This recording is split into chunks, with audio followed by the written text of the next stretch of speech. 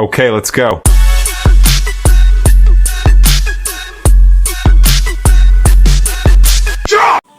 Coppel Super Inverter. Nasa puntong ito ay super din ang tulo ng ating mabuksan. Ito ang ating nakita. Kayo na ang humusga dahil hinatulan ko na. Paano masabi? At dahil galit na si Manong K, ayan, sinimulan ko na ang pagtakip sa aircon gamit ang basahang galing Japan. Tapos isinuot ang ating pangmalakasang raincoat.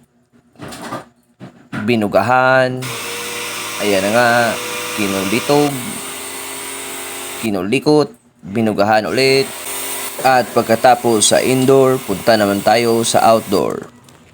At dahil malakas kang mag-only rise, mapapaisip ka talaga kung kakayanin mo bang umakyat o kung kakayanin ba ng hagdan ang iyong bigat.